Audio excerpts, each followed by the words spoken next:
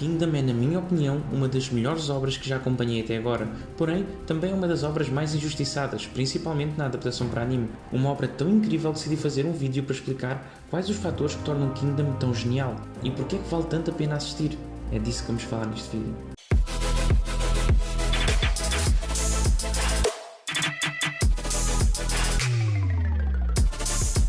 A obra foca na história de dois personagens, Shin e Zei, em que eles têm um objetivo muito grande para alcançar. Zei quer unir todos os reinos para criar um só grande reino, a China.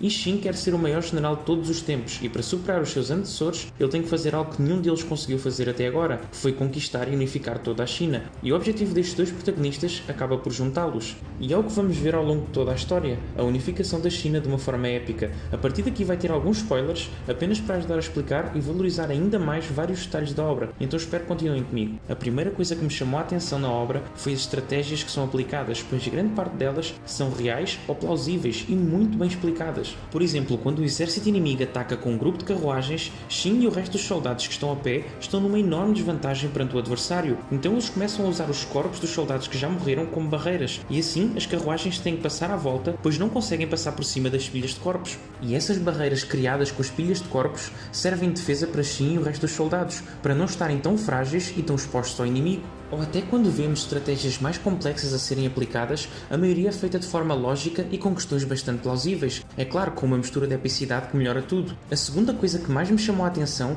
foi os detalhes no desenvolvimento da obra e o controle que o autor tem no desenvolvimento da mesma. Por exemplo, os problemas não surgem do nada. Existe uma explicação lógica para aparecer ou os personagens não terem feito nada até ali, como quando, por exemplo, existe a guerra entre os dois príncipes pelo trono e Lu Bui não intervém nem se envolve. Mas mais tarde ele começa a ser bem problemático, após a resolução do problema entre os príncipes. Mas a razão para isso é que Lu Bui estava à espera que os dois príncipes se destruíssem ou ficassem mais fracos e os seus soldados intervissem para conquistar o trono. Então Lu Bui não estava fugido ou simplesmente esquecido na obra. Ele simplesmente esperou de uma forma estratégica pela melhor oportunidade para intervir e sair favorável a ele. E sair com o maior lucro possível, pois se os dois príncipes se destruíssem, Lu Bui poderia literalmente conquistar o trono de forma simples, fácil e eficaz, pois ele tem dinheiro, soldados e popularidade suficiente para, sem os dois príncipes, conseguir conquistar. Por isso era muito mais favorável para Lu Bui manter-se quieto e esperar que os dois príncipes se destruíssem. Caso acontecesse, a vitória seria totalmente dele. Então não é como se o personagem tivesse desaparecido e aparecido no momento em que era necessário,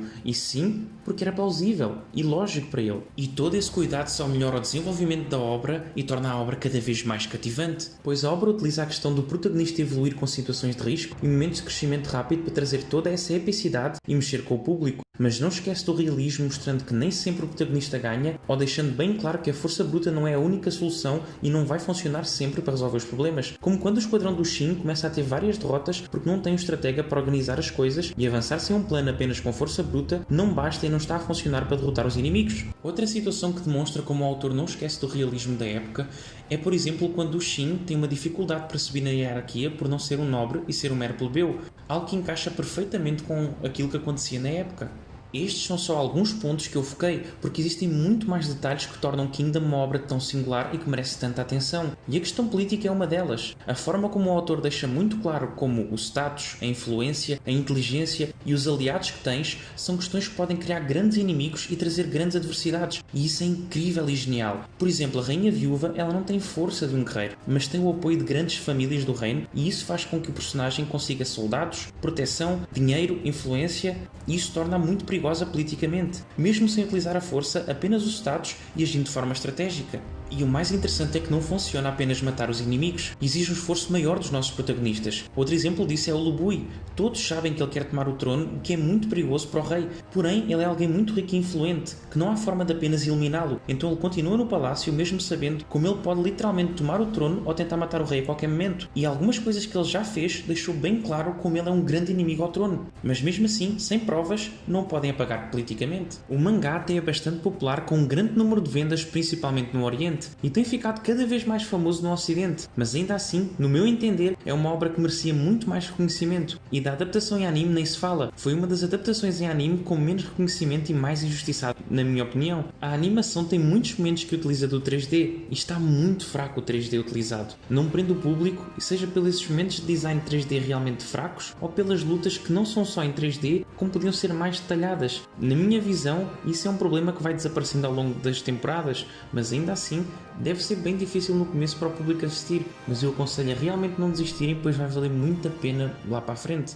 No meu entender, é na primeira temporada onde eles abusam demais do 3D, talvez para baixar os custos da animação e por não saberem se iria fazer sucesso. Mas na segunda e na terceira temporada, eu sinto que cada vez utilizam menos o 3D, utilizam mais o 2D e a qualidade da animação e do design dos personagens melhora bastante. E a história desde a primeira temporada que é incrível. O desenvolvimento dos personagens, as divergências políticas, as soluções que o autor procura e o caminho traçado desde o começo foi o que tornou a obra tão boa até hoje. E nesta quarta temporada a animação está muito acima da média. Se na segunda e na terceira temporada a animação já estava realmente aceitável e só tinha pequenos momentos em que a utilização do 3D acabava por prejudicar um pouco a movimentação das lutas, a partir desta quarta temporada a animação está excepcional. Então, com uma história excelente e agora com uma animação acima da média, sem dúvida alguma, Kingdom está incrível e vale muito a pena assistir. Então, para quem não assistiu Kingdom ainda, eu recomendo absurdamente que assistam, pois é uma obra que vale muito a pena, seja pela história excelente, pelo desenvolvimento muito bem feito, pela escrita do autor. É sem dúvida